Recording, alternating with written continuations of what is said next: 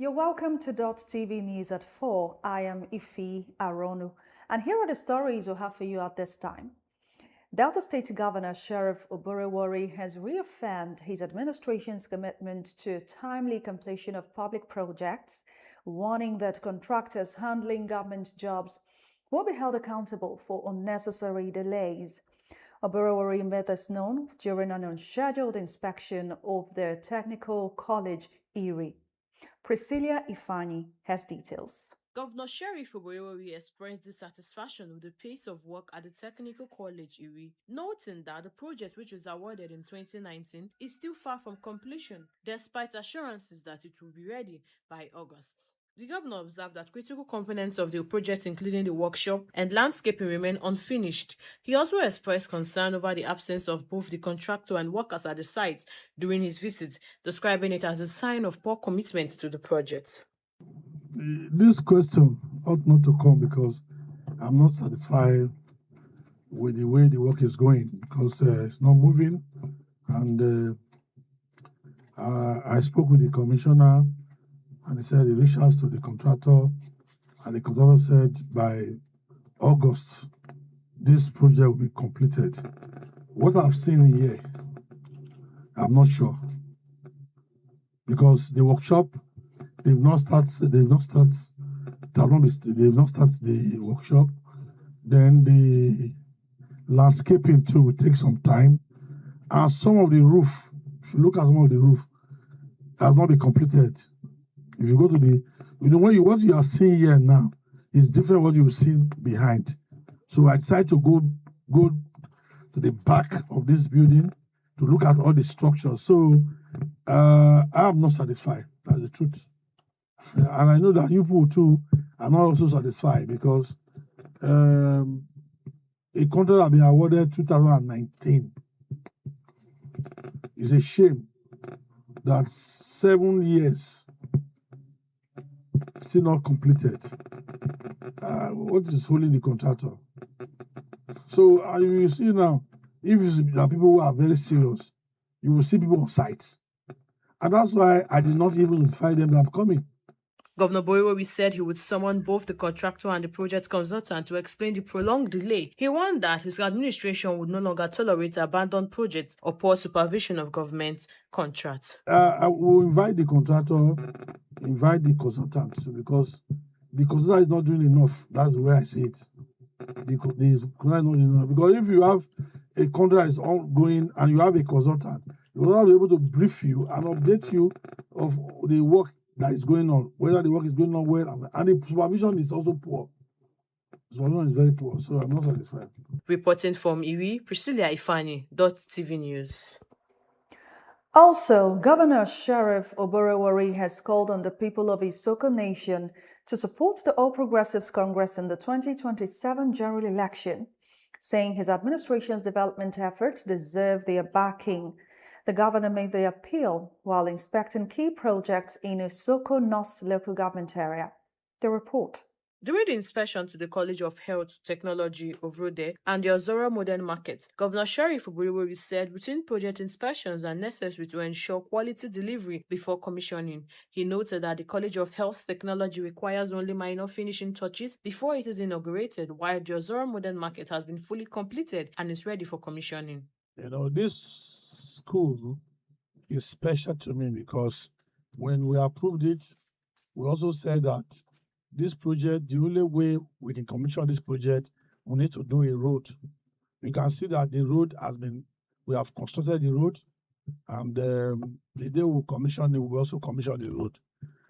Before coming here, we went to the Ozora Modern Market. I'm impressed with the work. The job has been done over 5 months ago, and is also ready for commissioning.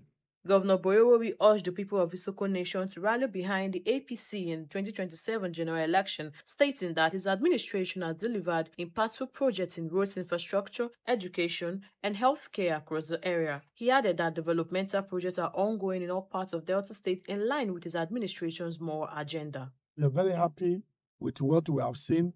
We have done roads here. We have also looked at the issue of health.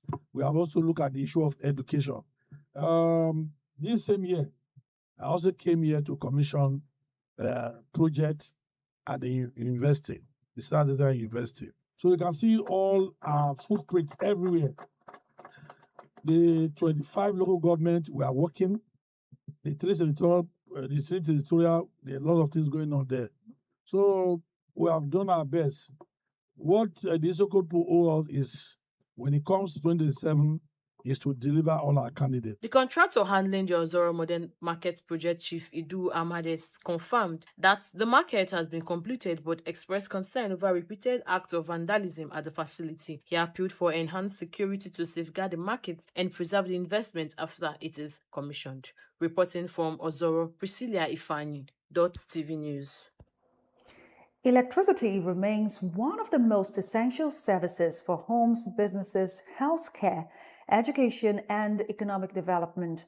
However, many residents and business owners in Asaba continue to experience irregular power supply, a challenge they say is affecting their daily lives. Cynthia Adanaya reports. A stable electricity supply is widely regarded as a major driver of economic growth and improved living standards. However, residents of Asaba say persistent power outages have forced many households and businesses to rely on generators, inverters, and other alternative sources of energy to meet their daily needs. Small-scale business owners, including barbers, hairdressers, welders, tailors, frozen food vendors, and cyber cafe operators, say the rising cost of fueling generators has significantly increased their operating expenses.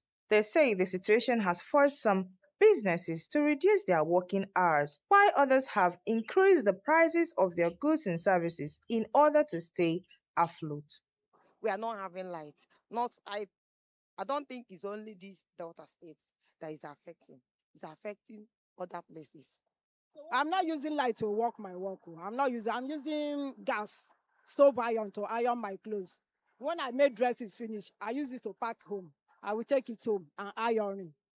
Beyond the business community, residents say inconsistent electricity supply has disrupted household activities. Many lament the rising cost of fuel, inverter maintenance, and battery charging, while prolonged blackouts often lead to food spoilage and other avoidable losses. When it comes to this present federal government, I have given up because they themselves even gave up. So if the president will not have confidence in the country's electricity distribution, if the president cannot believe that Power Holding or BDC, whichever name they call it, cannot give Nigerians electricity, who am I not to give up? Electricity here is very terrible. We are basically had to on gens like sometimes 3 hours a day, and affects our business because our generator, we need to buy fuel of 6,000 naira sometimes to run the business, and it's very bad for business.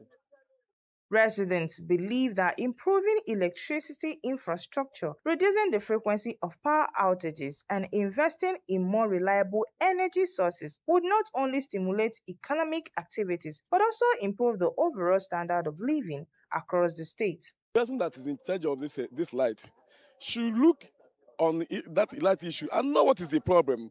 If it's what we call the government or the masses to help, we assist so that we have light. Every day we'll continue burning generator here and there, every blessed day. As concerns over electricity supply continue to grow, residents and business owners in Asaba say they remain hopeful for lasting improvement. While many have adapted by relying on alternative energy sources, they insist that a stable and reliable power supply is essential for economic growth, business expansion, and an improved quality of life. Reporting from Asaba, Cynthia Adanaya, Dott TV News.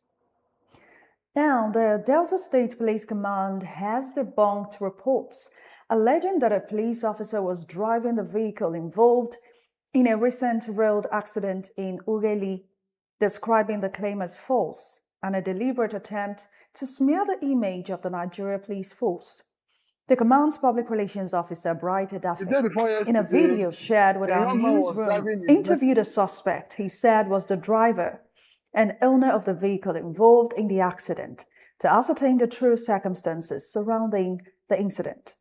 According to him, the command would spare no effort in tracking down those responsible for originating and circulating the false information. The day before yesterday, a young man was driving his Mercedes-Benz and got involved in an accident. While we're busy trying to see that those injured victims are being taken care of at the hospital, people were busy spreading false information online. That as a matter of fact, it was even a policeman that was driving the vehicle. What can we do? We've done all we can to explain that that's not the true picture, but it seems no one wants to listen. So we have to travel down and ensure that the driver of the said vehicle, who is now a suspect, use his own mouth and explain what happened on that very day. Now, brother, what's your name? My name is Agofredi Fejo. All right. That vehicle, was it registered? Yes. Was there a plate number on the vehicle? No. The vehicle was on process for restart. Okay, there was no plate number on the vehicle. No. All right. Who was driving the vehicle? It was me. You were the one driving the vehicle. Yes. So what caused the accident? I was driving for Warri Express, Patani Road. On my way driving, then I was blowing on for the keke driver. Then another trailer is by my left. For the motor tire flew out. Then I hit the keke. That's what caused the accident. Was there policeman around where the accident happened? No. The Nigerian army called the police to rescue me because the community people want to kill me. Please, okay, the army called the police to come and rescue you. Okay, because they wanted to mob you. Yes. And now, outside Delta State, gunmen have abducted a Pastor Samuel Winde and 2 members of his congregation from his residence in Benue State. The incident was disclosed in a statement by the Executive Committee of the NYSC Church. According to the church, the victims were abducted in the early hours of Tuesday from the pastor's residence at NYSC Church, Andia, in Ishan Classes, Benue State. The church called on its clergy, members, congregations, and friends to pray for the safe and unconditional release of the abducted persons. Meanwhile, the federal government has reaffirmed its commitment to strengthening security in the Niger Delta as part of efforts to increase crude oil production, saying that issues of piracy and armed robbery in the region have really gone down. This followed a closed-door meeting with key stakeholders in the oil and gas sector at the 6th Division Headquarters, Nigerian Army, Port Harcourt, Barracks, Rivers State. Speaking to journalists after the meeting, the Minister of Defense, Christopher Musa, said the engagement was a continuation of previous consultations aimed at assessing progress and identifying solutions to challenges confronting the oil industry. The minister explained that host communities were invited to the meeting to ensure their concerns were reflected in the government's plans for improving security and increasing production.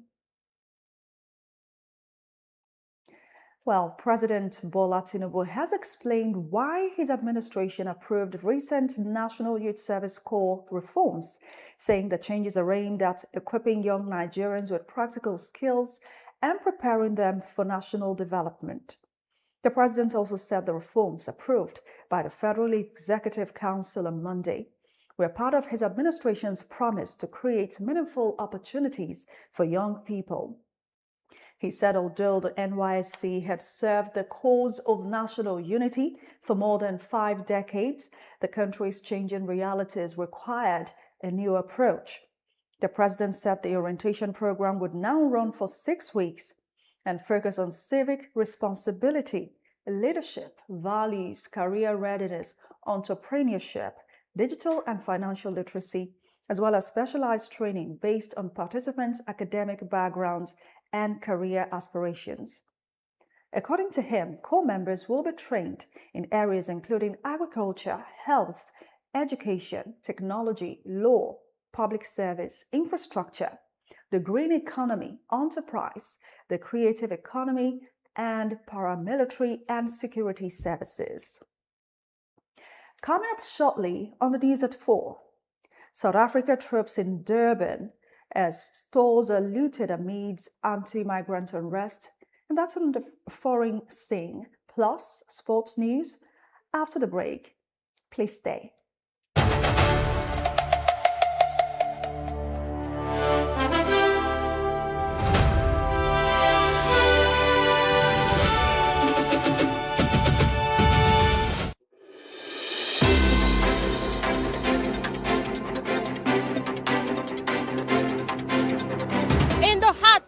Asaba, where the street tells the stories every single day.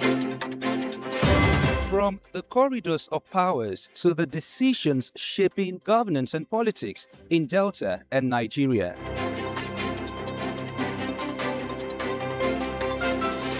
From traders counting every naira to families battling rising costs and uncertain times.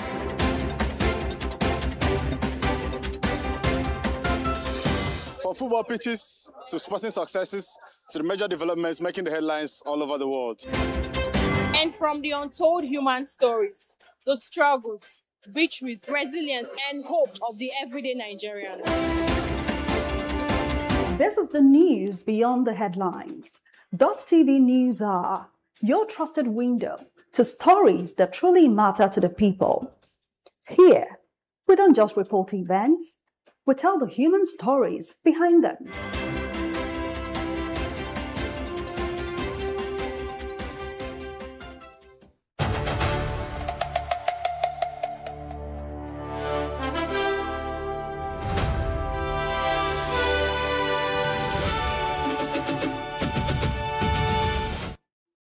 Thanks for staying with us. Now the rest of our stories.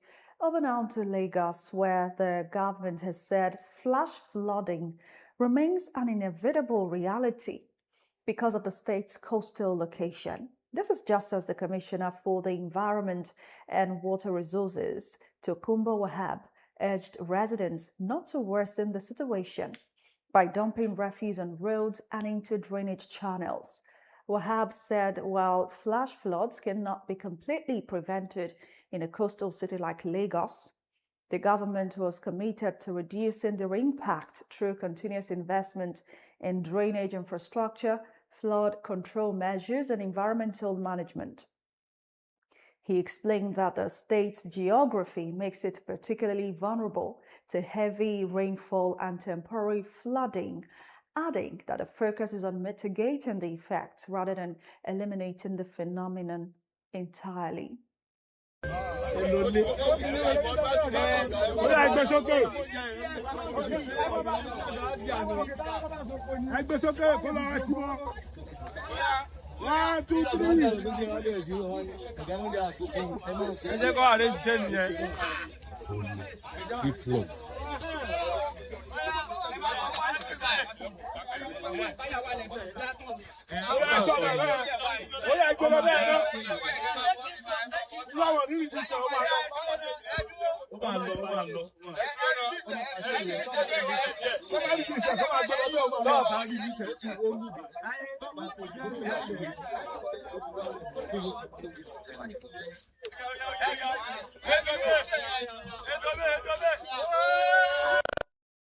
A grave environmental situation.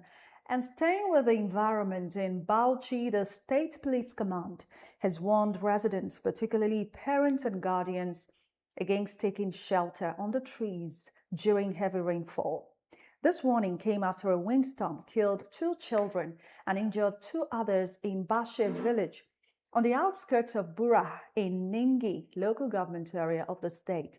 The command spokesperson, Nafiu Habib, said the 5 children aged between 8 and 10 had taken shelter under a tree to escape the rain.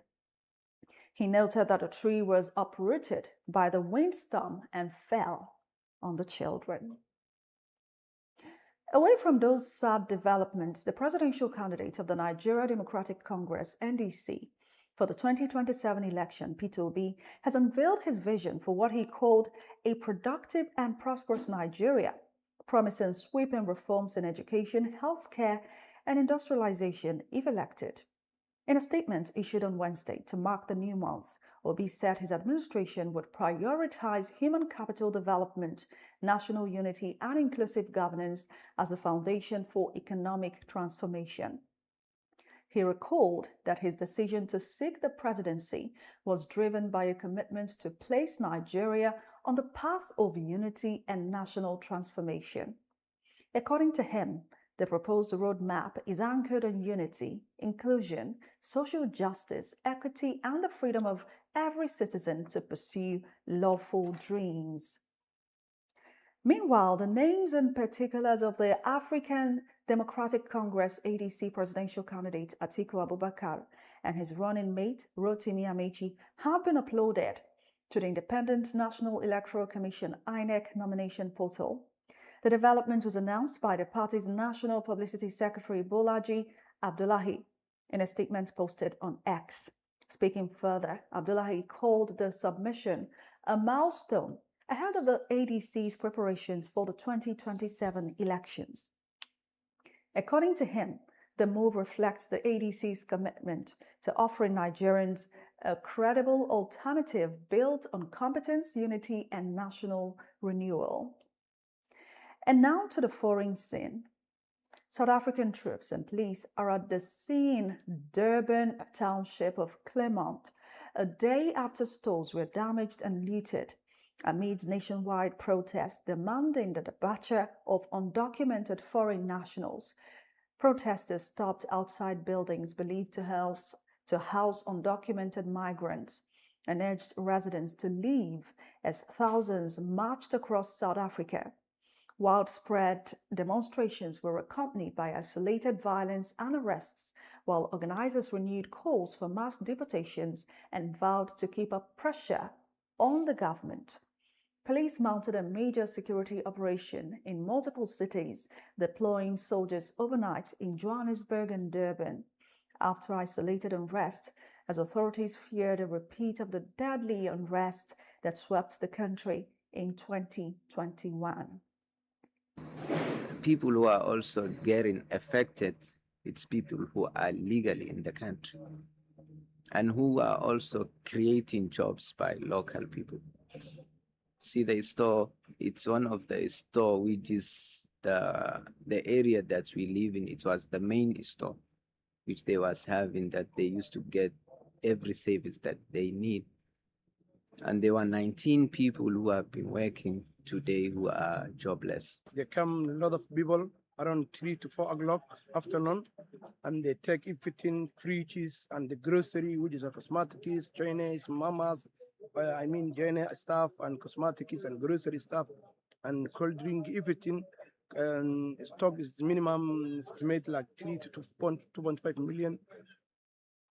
We have more stories on the foreign scene. Here is Emeko Konkwa with the rest. We begin in Venezuela, where a 3-year-old boy has been put alive from the rubble 6 days after the devastating earthquakes in the country.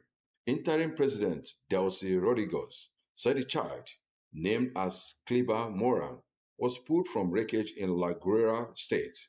It comes as UN warned that tens of thousands of people were urgently in need of food and shelter.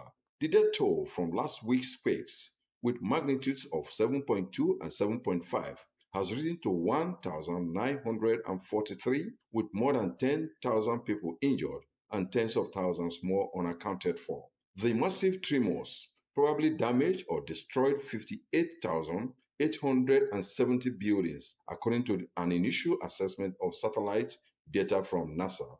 Elsewhere, 2 police officers are being investigated for potential gross misconduct following the case of Henry Nowak, who was handcuffed and arrested as he lay dying. 18-year-old Nowak was fatally stabbed by Vikram Digwa with a large blade in December 2025, which he said he carried on grounds of his Sikh faith. He then lied to the police at the scene, falsely claiming he was the victim of racist attack.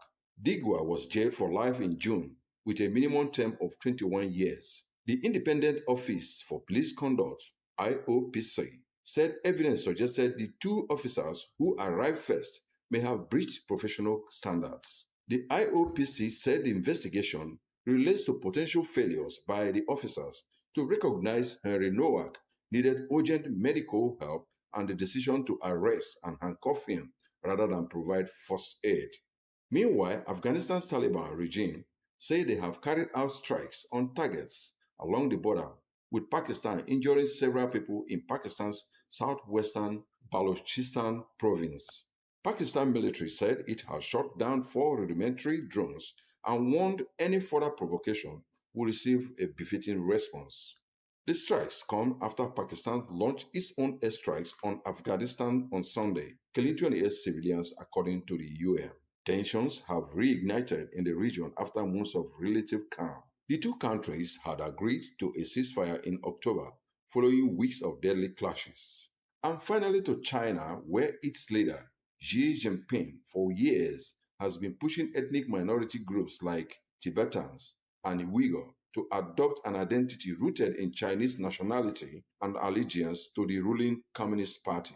Now, that push has been codified into a sweeping new law that reaches into classrooms, neighborhoods, and homes, and gives Beijing the right to target people outside its borders that it believes violate its rules. The statute, officially known as Ethnic Unity and Progress Promotion Law, came into effect on July 1. It bans acts that undermine ethnic unity or create ethnic division among China's 56 officially recognized ethnicities, which include a Han Chinese majority that makes up over 90% of the country's 1.4 billion people. Under the new rules, schools and government agencies must use Mandarin Chinese as their primary language. Classrooms must ensure their curriculum forges a strong sense of the community of the Chinese people, and all parents must guide children to love the Chinese Communist Party and the Chinese people. Emeka Okonkwo, reporting for Dott TV News. And for sports news, Anthony Uche is standing by.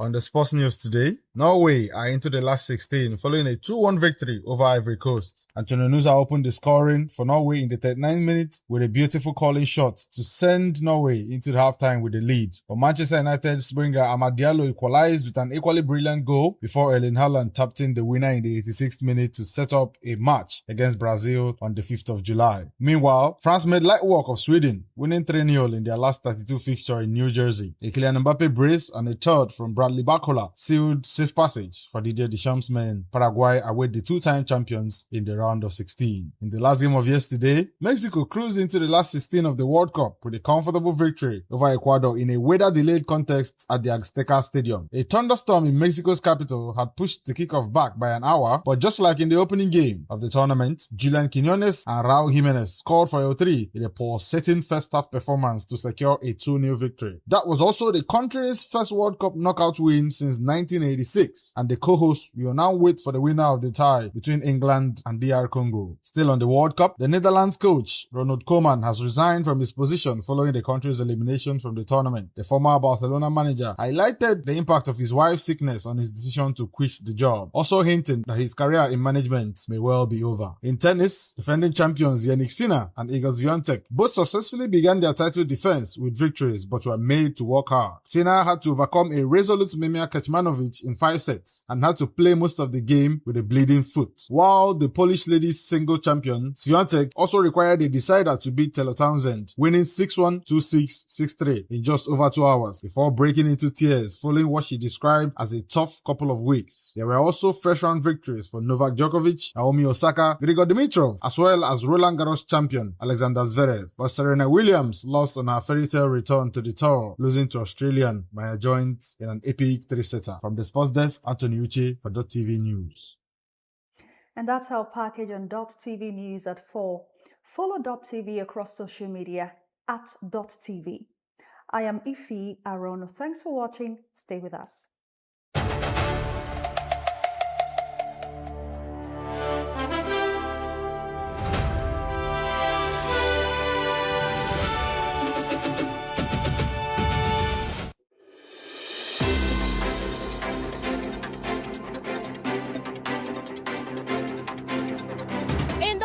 Of Asaba, where the street tells the stories every single day.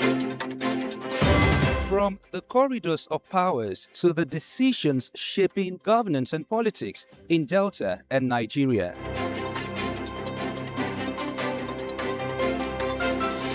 From traders counting every naira to families battling rising costs and uncertain times.